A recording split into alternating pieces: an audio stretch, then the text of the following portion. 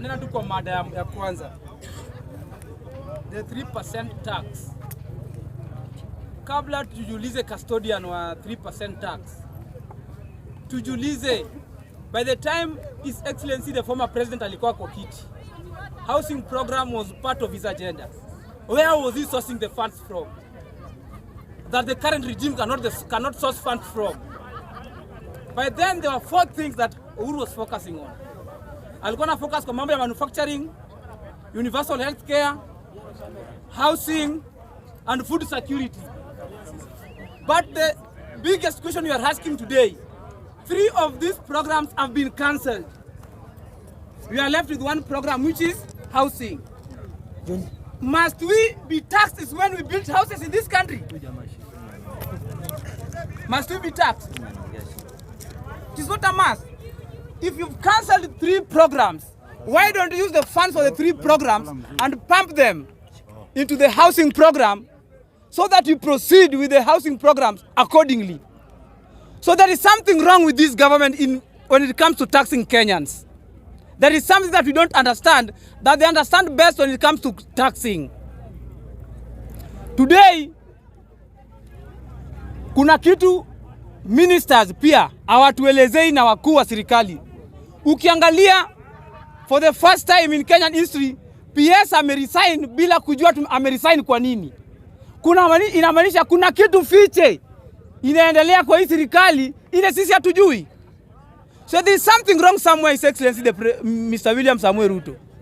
There is something that you need to look into before uendelee na hii serikali. There is something wrong somewhere ile sisi hatujui.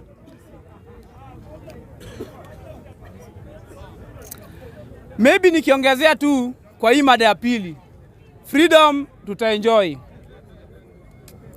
And for your information, allow me to pass this when it comes to freedom. Today, I've been privileged to sit next to Raila Amolo Odinga at Jaramogi Oginga Odinga Foundation, where he has ceremoniously and unconditionally endorsed Honorable Tim Wanyonyi for gubernatorial seat, Nairobi County, come 2027. So Wanyonyi is going to be our governor 2027, courtesy of Azimio team and His Excellency the President Raila Amolo Odinga. Be aware that last time we lost this seat because of some few things that were not right. But Raila Amolo Odinga this time round, he has promised it that Wanyonyi is unbeatable, unstoppable, and will walk this journey to the best end. So far, he has done his best within the party and working for the party at these tight moments when we want to liberate this country from the hands of the warthogs and people who are uncouth and palatable. We cannot even define them.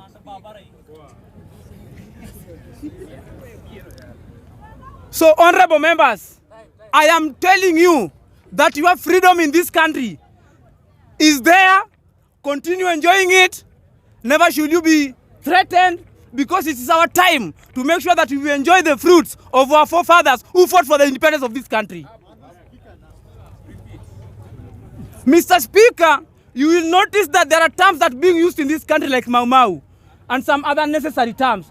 The simplest definition of the term Mau Mau means Mwafrika apate uhuru, mzungu aende nini? Ulaya. So when we use the term Mwafrika, was the term Mwafrika meant for a given ethnic background? Was the term Mwafrika defining a given community? Was the term Mwafrika defining a given society? The term Mwafrika was simply defining the person living within the territory of this Republic of Kenya. So I am appealing to the members of this house that the freedom of our house is there for us to enjoy, not there for us to be frustrated. And even to the leaders of this country, you built your foundations from this bunge la wananchi. Let us just tell you the truth. You never knew you will be there before you were in these places like we are today. So I am appealing to the leaders of this country. Even if we are wrong, or if we could be found wrong, let us be dealt with in accordance to the Constitution. not accordance to some uncouth philosophies and unpalatable means that will derail the freedom that we have. So I'm appealing to the leaders of this country. Come forth where there is a problem, let us share ideas and we sort the problem, not fighting us. So the people of Bunge la Mwananchi Jacaranda, I am assuring you that in the safe hand of the Constitution, in the safe hands, and if I talk about Constitution, I simply define Article 37 of the Kenyan Constitution that speaks about the assemblies, society, freely association of assembly in this country, squarely sitting, ceremoniously sitting under Article 37 of the Kenyan Constitution. So our freedom is there, and I'm appealing to the leadership of this country to respect Bunge la Mwananchi.